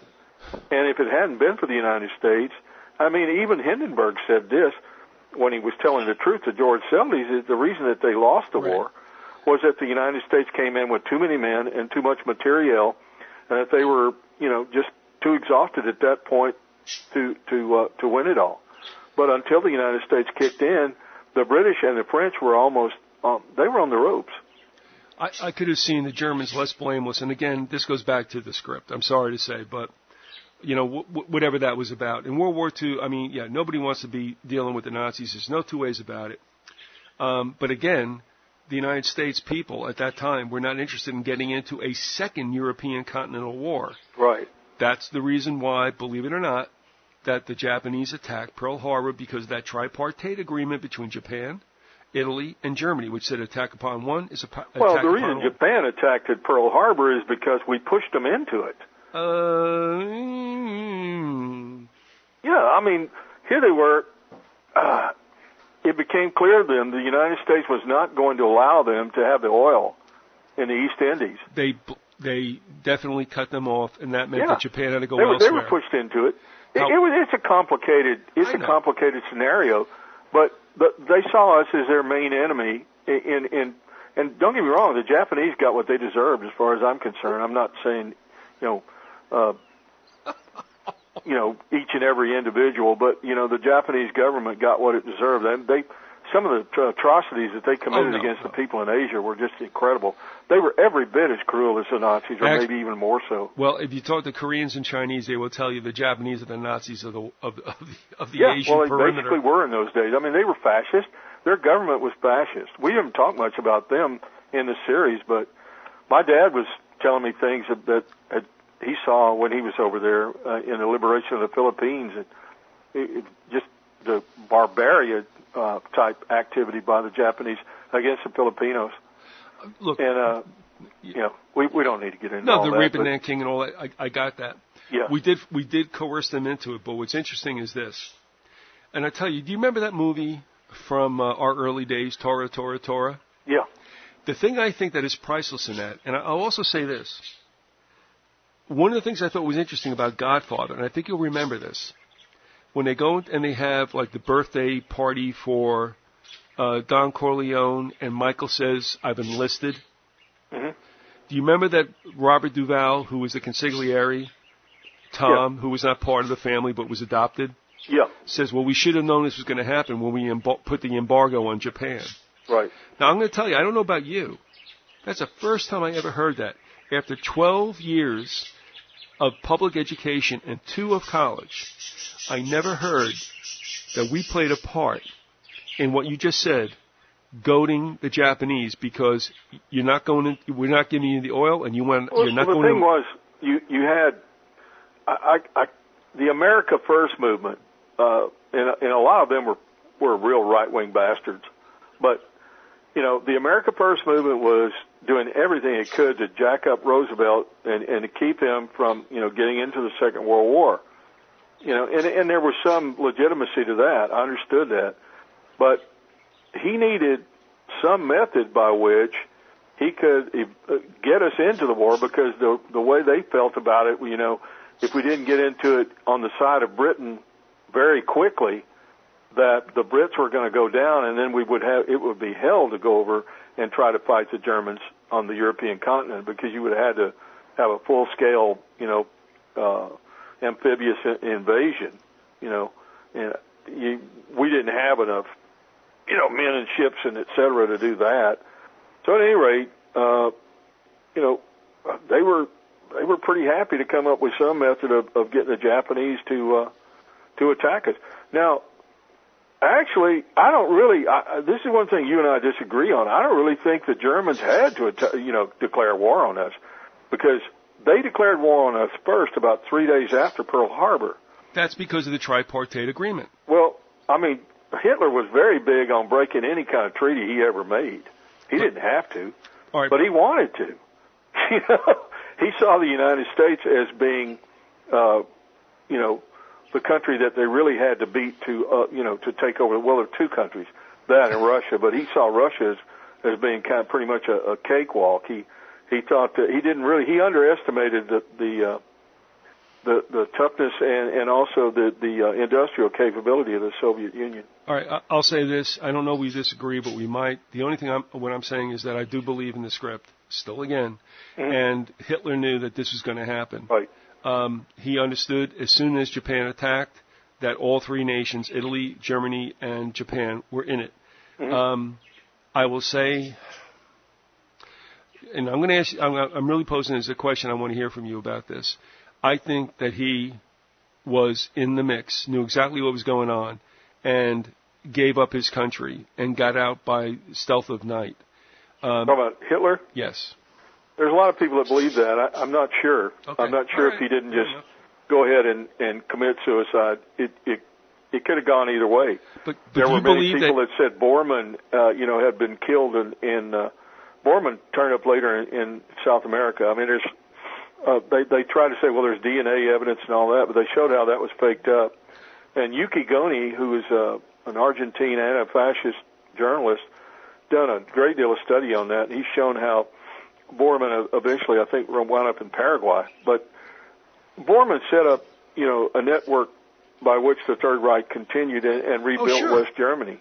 But we've been through all that. But let me bring you back to this, though.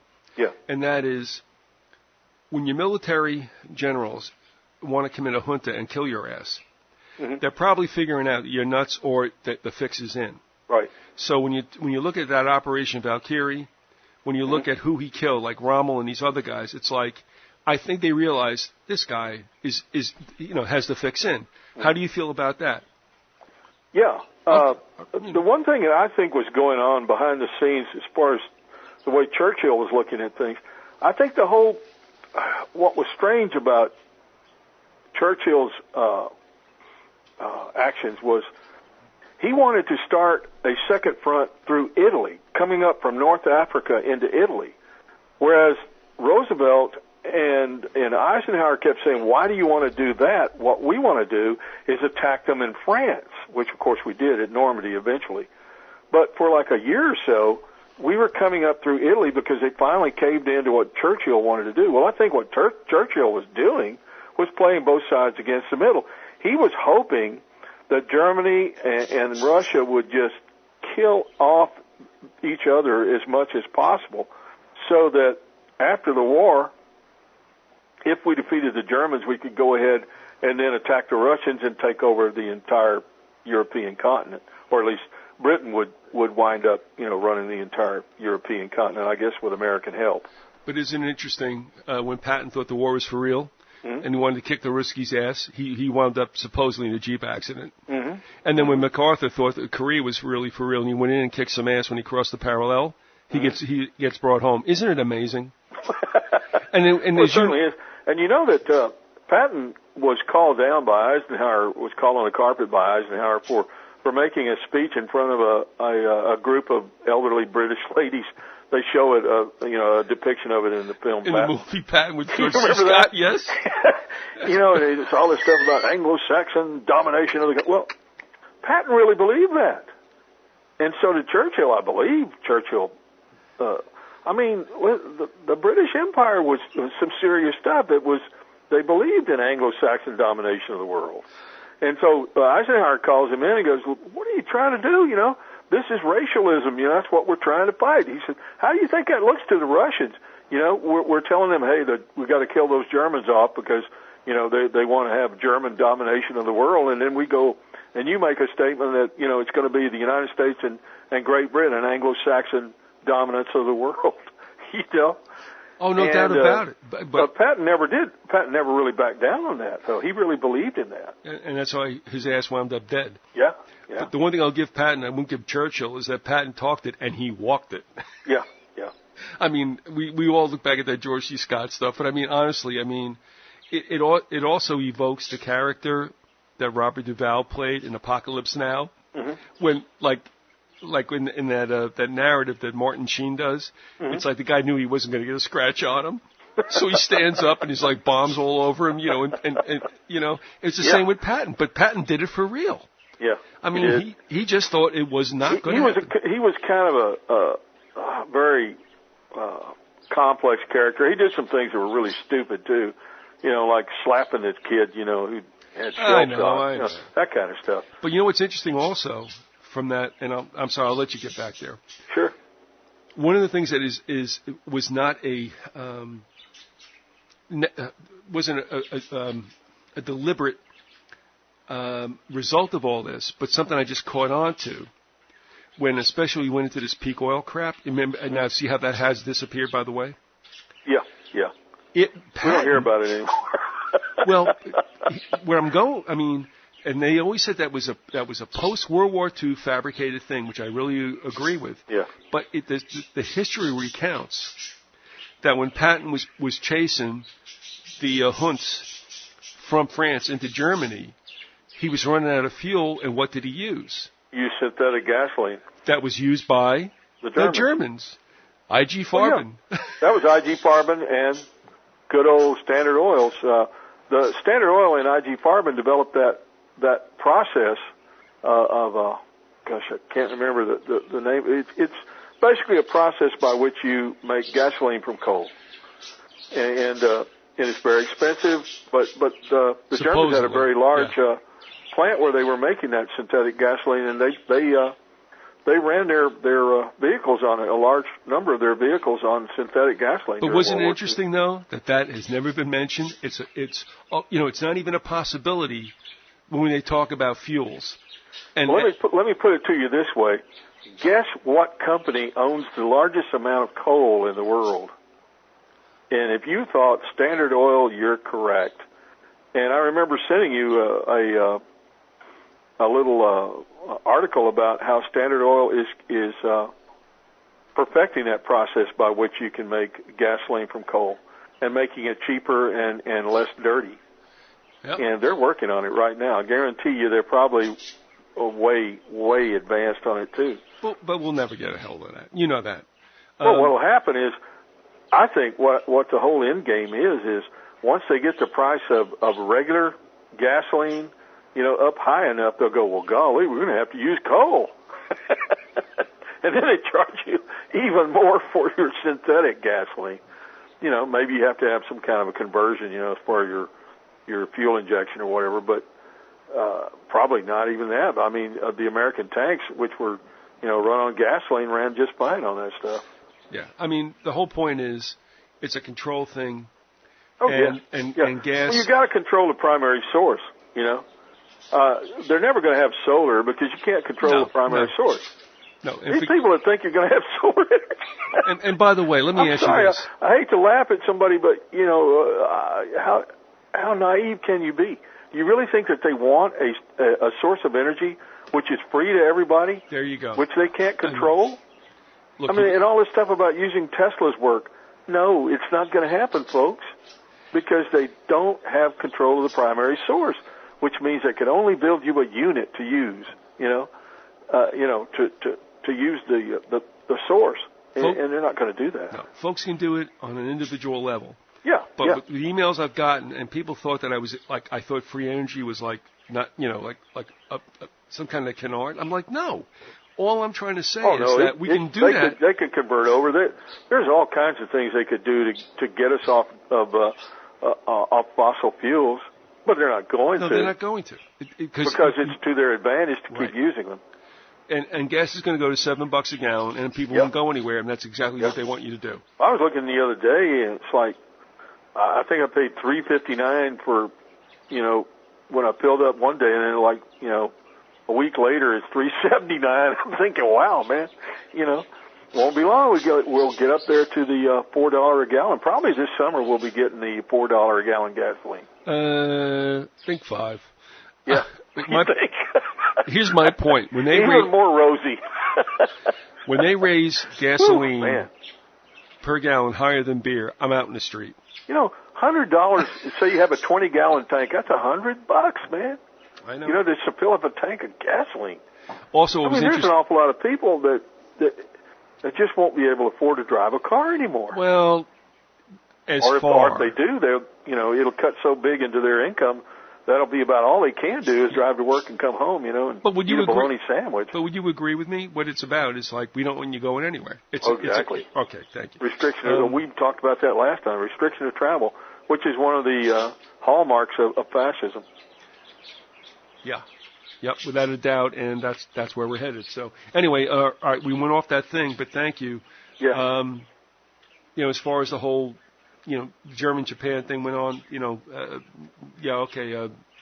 that's a very interesting element in it. And I have to tell you one thing, too. I don't think you remember this. I don't even know why I said it. Way back in like 03, 04, when Harry was still around, one of the things we cracked up about was that, you have to have an assassination to trigger something. But do we actually believe that World War I would not have happened if the Archduke didn't get shot? No. Mm-mm. Do we? I mean, it would have been something else. You know what I mean? Well, it was just like we talked about in Suster's book. He was talking about how the spirit of a demonic spirit was leading the world into war. This is the age of Horus, the age of the war. There you go. And that's what's coming. I mean, well, the news people need to look around them and get a grip on things, realizing there's going to be a third world war, which will be, the result of the first two. We're still living with the results of World War I and II. But that's what's intended. And it's going to lead to a third world war. And by the way, the thing I had to laugh about is that Harry and I both read this. It was a little excerpt in the Tampa Tribune, and we were both at San Leo's at the time, and it was just like a little filler.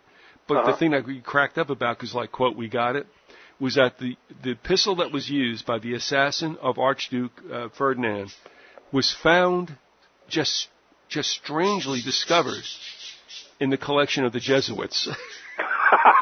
I kid you not, man. I'm sorry. I shouldn't laugh about somebody getting shot, but man, that...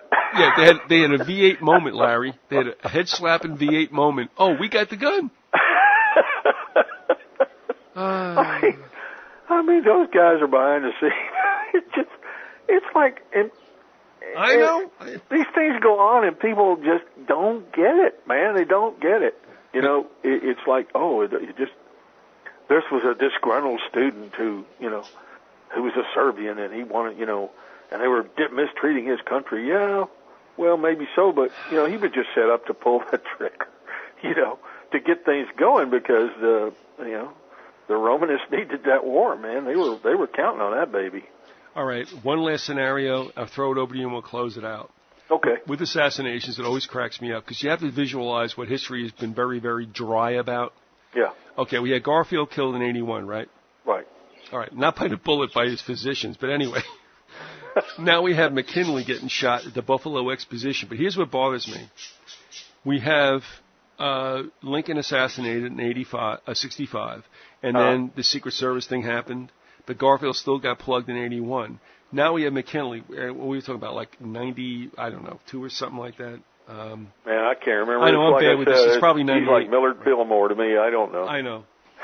But the important thing is that, Teddy Rex Roosevelt gets in after this. Yeah. But Can you imagine being on a handshaking line, a president at the exposition? Yeah. Guy walks up with a towel around his gun. Don't you think somebody might have said like, great Secret Service work? Yeah, come here with you, the towel hand. Come here. Yeah, it's just totally normal for a guy to walk out with a towel draped over his arm. And here's where I was going to go with the Roosevelt. Oh my God. Teddy got popped when he came out as a third-party candidate. Right. And the Bull Moose can't understand it. And I actually read the New York Tribune, which people can do. Well, wasn't it a Bible or something in his pocket? No, it was. I think it was his speech that was folded up. It was folded up and it stopped the bullet. Well, yeah, because it was a manuscript written speech. It was several pages that were triple folded in his pocket. He might have even had his eyeglass case in there. I don't know. Yeah. But I'm wondering, why would he get popped? And of course, it was an anarchist that was a saloon keeper in New York. I get all that. But the thing I think about Wallace being popped in Laurel by Bremer, and Roosevelt being popped by a guy that supposedly was stalking him, as Bremer was supposedly stalking Wallace. Mm-hmm. And that is, they were all third-party candidates. And although Teddy was definitely thrown in there to pull from Taft, what I think might have happened was, and if you look at the results of that election, I mean, it is so sad that an incumbent got his ass totally kicked by a third-party candidate. And I'm thinking that they thought that he might actually supplant Wilson, who was their boy, because of what they wanted to do. Not that Teddy would have been compliant. I think that's definitely what happened. Yeah. I don't know. So anyway, and the thing with Wallace, why shoot Wallace? Because you know what? They might have thought he's getting a little bit too much. Wallace would drive enough votes away from the right wing and might keep Nixon from being elected.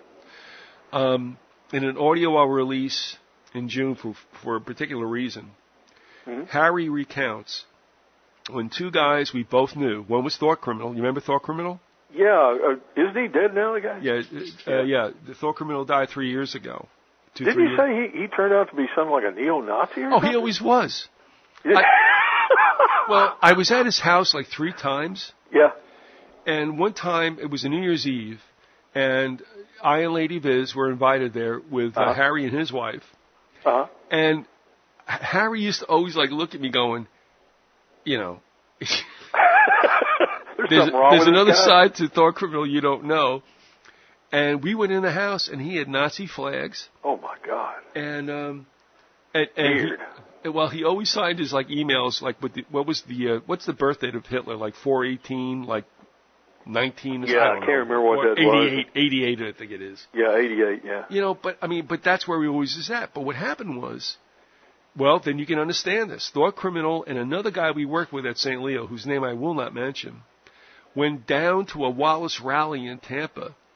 And somehow, some way, and like I said, this will be recounted in an audio that will be heard in 2 months, get a chance to talk to Wallace. Wallace turns around and says to these two guys, "Come on my plane before I leave." So they go on the tarmac at Tampa. They go into the plane that's going to whisk Wallace away, and they're drinking some Cokes. And one of the things that Wallace told them both, he goes, "Man, I'm going to tell you right now, there's not a whit's difference between the Republicans and the Democrats." Mm-hmm. Now, I looked at Harry and I said, well, we know that because he's an independent, but is he really telling us something else like it's all a game? Mm-hmm. I don't know. Harry doesn't know, but he said that was a priceless moment that both Thought Criminal and the other individual we know both confirmed, and that's what he told them. Yeah, that was something that he used to say at his rallies. There's not a dime's difference between the Republicans and Democrats. But one would say, well, that is the reason why you would want independent voters to come to you. But I'm also wondering if he was really being true, saying you ain't getting represented, at all with these two cats. I don't know. We'll never know. But hard to know. Toward the end of his life, Wallace renounced all the racism and everything that he'd been involved with. Yeah, I thought that was legitimate. Did you? Yeah, I think so too. Yeah, he went to the Baptist church there in I believe it's in Birmingham where the kids were killed, and he basically told the people he was sorry that he had been wrong. He had been raised a certain way, and then he knew it was wrong, and then he got back into it so he could get elected. At one point in his life, Wallace didn't use race baiting. He really wasn't into that when he was a younger man. and then he got beaten real badly in a race. I don't remember what he was running for, governor or what, but he got beaten by a guy who was doing race baiting, and the Ku Klux Klan went out and stirred people up to vote against Wallace.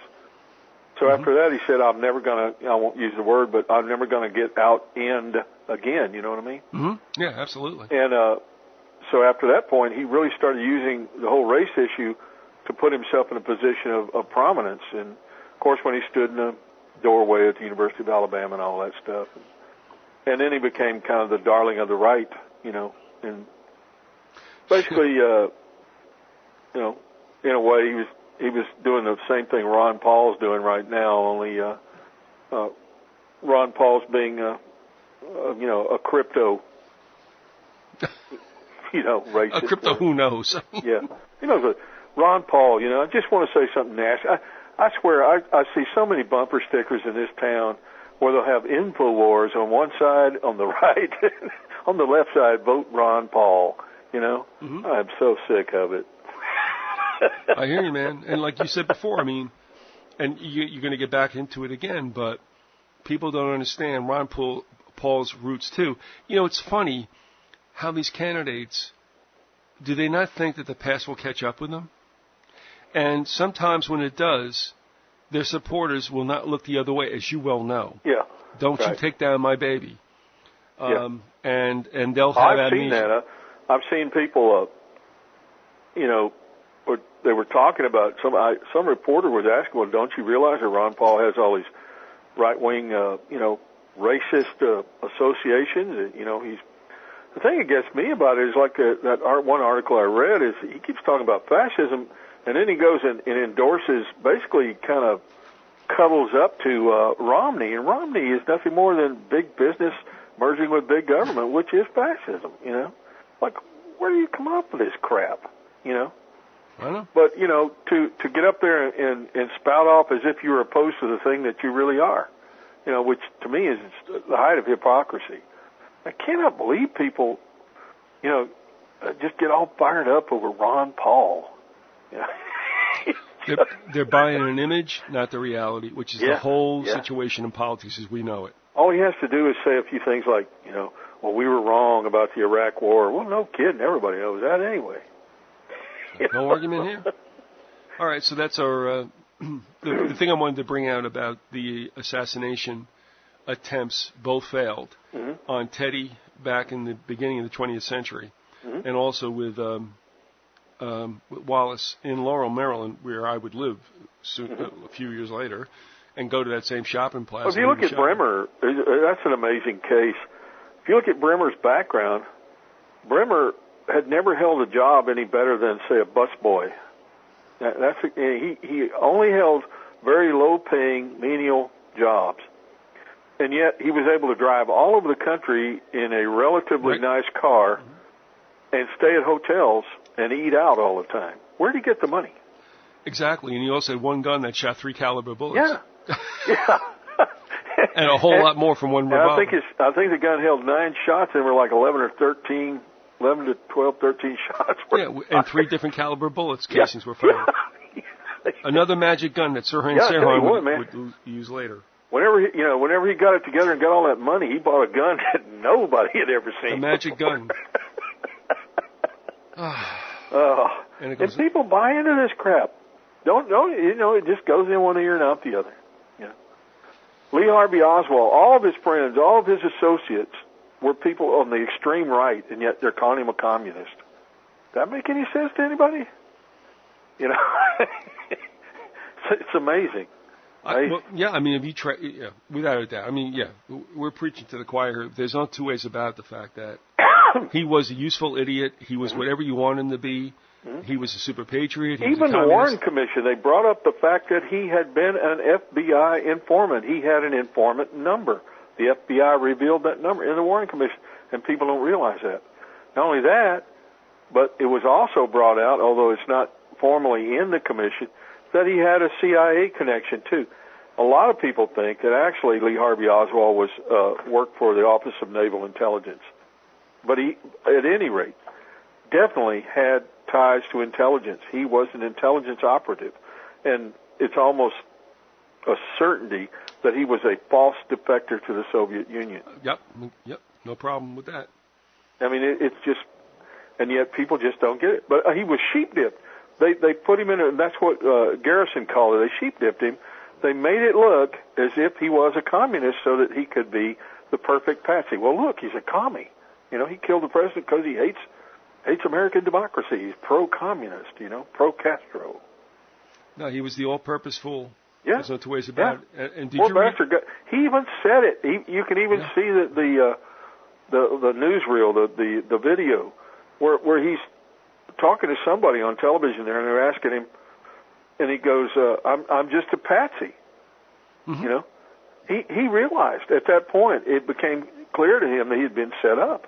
Well, people would say he's trying to save his ass, so he'll say everything. I think also what it was telling is when. I mean, if they had, no one seems to do any kind of voice analysis on this as they can now, but I think we've both seen on YouTube or wherever where he's confronted with the charge and he says, I've been charged with that. No one's told me that. Yeah. And then he says, I did not kill the president. Said I didn't shoot anybody. No. And I believe him. I definitely believe it. I don't think he popped. I don't think he popped. What's his face? And there were so many people that helped in setting him up. Even this guy Wesley Frazier, who said he brought in that package, which was the rifle, etc. Frazier gave him a ride to work that day. Well, they started looking into Frazier's background, and it appears that Frazier was just lying through his teeth because he'd been threatened by the FBI. And they interviewed the guy who kind of was head of security at that place. And he said Oswald didn't bring a package in here. I never saw a package. No. You know. So it's like stuff like that. Oh, and what kind of a fool who's going to commit a murder with a weapon would go and buy it through a mail order house in Chicago and put an address, to a post office box that has his name on it. When anybody in those days, and I can tell you for a fact, anybody could walk into a store or sporting goods place in those days and buy a rifle. And not be known. Cash. That's right. No questions asked. That's absolutely. Nothing to fill out, no nothing. Because I lived in Texas, and that's how my dad bought my first rifle. Yeah, you buy cash and nobody asks questions. Yeah, I was with him. My dad bought it for me. So why would he create a trail? It was my Christmas present, So why would he create a trail that would bring that to him? Right. Look, we're with the 2-hour mark, so I don't know if you want to finish up something before we call it a day. By all means. If not, we can, use whatever you wanted to jump off. It's your call. Well, I don't want to go, be too wordy on this thing, but I would like to talk a little bit about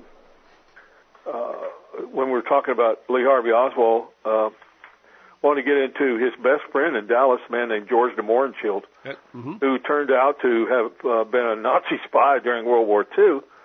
When all was said and done, and had all kinds of Nazi